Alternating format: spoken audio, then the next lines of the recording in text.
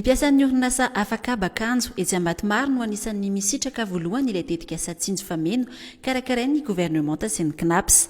Fampindramam-bola tsy misy zanany, tsy averina raha tsy amin'ny volana janoary 2024 ary tsy tokony hihoatra ny 100 ny karama no esorina amin'ny famerenana azy no endriky ny tsinjo fameno. Ny fanjakana no miantoka ny fampindramam-bola ary tsy misy ihany koa ny fikarakarana taratasy lavabe tahaka ny rehefa mindram-bola any amin'ny banky, hoy ny filohan'ny Repoblika Andry Rajoelina nanatrika ny fanomboana ofisialy ny hetsika fampindramam-bola.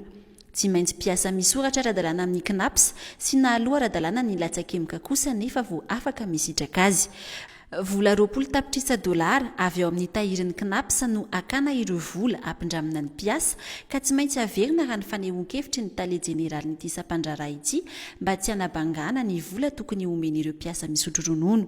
Tsy dia ankatoavy ny vondrana sindikaly loatra ity tetikasan'ny gouvernemanta ity saingy nisy ihany ireo piasa vonona hisitraka azy noho ny efa fahasahiranan'izy ireo manoloana ny krizy.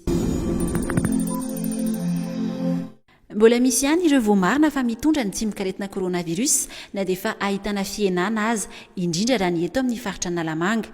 Mbola nisy 7 ireo tranga vaovao androany talata raha ny tasitra isan'andro nataon'ny profesora Anta Maria Daniela Vololtsina. 26 no avy eto amin'ny faritra Analamanga, miparitaka amin'ny faritra 7, ny 7 ambiny ka ny faritra Jianana no nahitana tranga vaovao betsaka indrindra satria nahatratra 2 izy ireo androany talata. Ny ampy 9 kosa ireo sitrana ary tahaka ny omaly sy ny afakimaly dia tsy nisy ireo voalaza fa namony ainy noho ny tivalana retina COVID-19 ity. Amin'ny lalan'ny petandrindrana avoaka 3 andro alohan'ny daty ny fitsarana no ahafantaran'ireo manandraharaha ny daty andehanan'ny fotoam-pitsarana ny raharahan'izy ireo. Amin'ny alatsinainy izao no iverina hisokatra ny fitsarana ambaratonga voalohany sy ny fitsarana ambony eto Antananarivo ka manomboka amin'izay no afaka mijery ny daty ny raharahany ireo manandraharaha ady madio rehetra, hoy ny tompon'andraikitra eo anivon'ny fitsarana. Mba ho fiarovana amin'ny mety ho fianaka ny valana retina COVID-19 dia ireo olona manandraharaha ihany no antsoina monjy ny fotoam-pitsarana ho hiatrana izy ireo.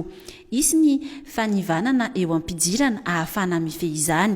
Ireo raharaha eo anivon'ny fitsarana ambony avy amin'ireo fitsarana ambaratonga voalohany manerana ny faritra Antananarivo dia misokatra ihany koa ho hiatrana ireo tompon'andraikitra. Raha tsy tonga nefa ireo manandraharaha noho ny fikatoanan'ny lalana dia ahemotra amin'ny fotoana manaraka ny fotoam-pitsarana.